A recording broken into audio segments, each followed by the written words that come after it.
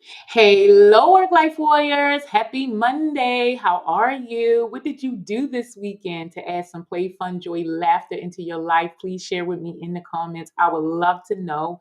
What did you do this weekend? If you are in Raleigh, the weather changed on us, didn't it? It started off beautiful, and by Sunday, there was ice chips. I don't know, sleet. Something hard is hitting my window. So, how did you enjoy this weekend? Did you play? Did you do anything fun or did you just run errands, reset, prepare for work?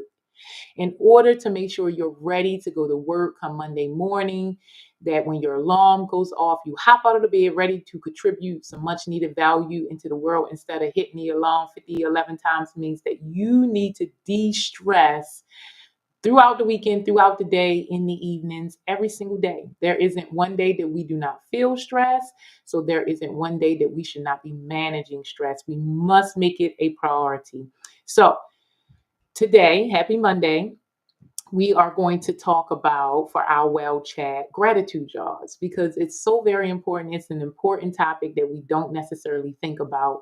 We don't think about gratitude, right? We're always complaining about what's going wrong, what could be better, but we don't stop to think about all of the things that are already going right, right? We don't stop and practice gratitude for our morning gift. We woke up this morning, we're here, right? We have the ability to move, to smile, to go, to love, to connect, right? We don't celebrate those things. We're not grateful for the little things that we have, the pillow we sleeping on, the bed we're in, the temperature that we can control. We forget that we really are living a dream life. And although things may not be where we would like them to be, it's only going to get better if you're grateful for what you already have, right? If you are not grateful for what you have, you cannot attract more, right? Like attracts like. So if I'm grateful and celebrating what I already have, I thrust myself into abundance and I attract more, right? At the end of our year, we can think about all of the things that went wrong because humans are negatively programmed and biologically negatively wired, right? And so we could think about all of the things that went wrong, things we didn't accomplish, the things that hurt our feelings, the memories we wish didn't happen. But we do not balance our year with thinking about all of the positive things that happened, the thoughts, the beliefs, the shifts we made, how we've grown and developed.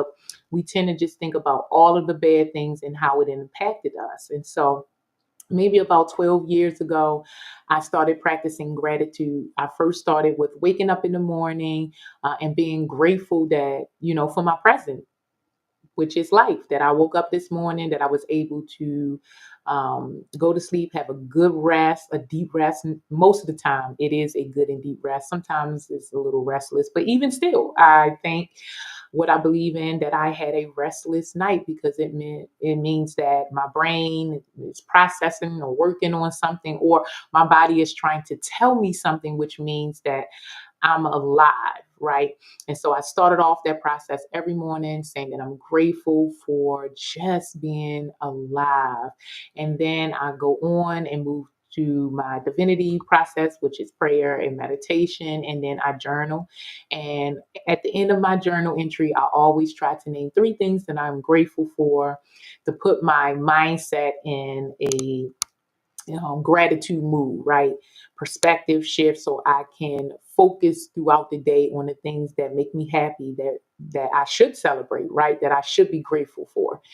And so throughout the day, I'm looking for ways to, celebrate, looking for things to be grateful for, whether that's feelings, thoughts, emotions, events, peoples, the small things. I like to celebrate them. And what I have been doing for the last 12 years is I like to capture them in a gratitude jar. So my thoughts, beliefs, and feelings throughout the day that I have, I tend to write them down and put them inside of this jar. So if I feel gratitude out of nowhere, I write the time, date, and I put I'm feeling grateful. If I seen a beautiful sunrise and it made me happy, then I put the date, time, and put down I saw a beautiful sunrise that made me happy. So it's a way of capturing the events and your emotions behind the events. How did that thing, that event, that emotion, that experience make you feel? And is it a feeling that you want to remember? Is it a feeling that you want to reminisce about later on? Again, we remember at the end of the year all of the negative things that happen to us, but do we want to balance that with positivity? And so gratitude jars are an amazing way to do that. Now, first, it's fun because you just take a jar and you get the opportunity to design it, create it to your liking, make it fit your personality, something that makes you want to participate in, makes you want to find ways to practice gratitude and scribble down little notes to yourself, right? A regular mason jar can help, but if you put more of an investment in it, spending your time, and then more importantly, if you play and do some arts and craft and design your mason jar, you're more inclined to utilize it throughout the year. And so I have a gratitude jar party coming up on January the 10th in Raleigh. And what we're going to do is design some gratitude jars. We're going to talk a little bit about gratitude, why it's so important, and how you can attract more abundance by staying in the attitude of gratitude, right? Gratitude is also a great mood or a way of being, right?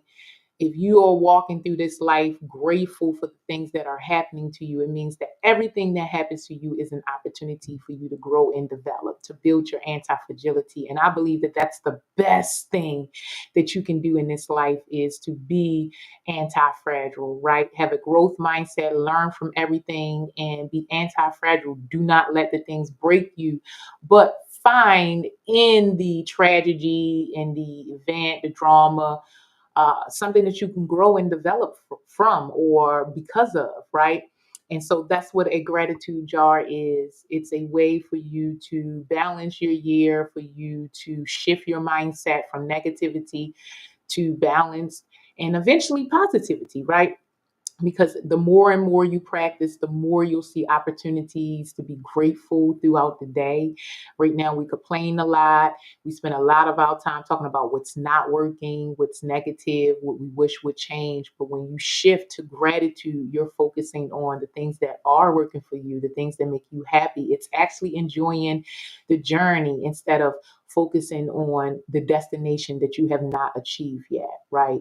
And that's mostly what life is. We're running, running, running all the time, hustling and grinding, trying to get to the next destination to accumulate more. And we're not enjoying the journey. We're missing the beautiful day to day things that happen that give life variety, meaning, spice, right?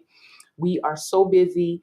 We get in the car. We rarely look up. We rarely go outside. We are in phones all the time. We're not looking at each other. We're not talking. We're not connecting.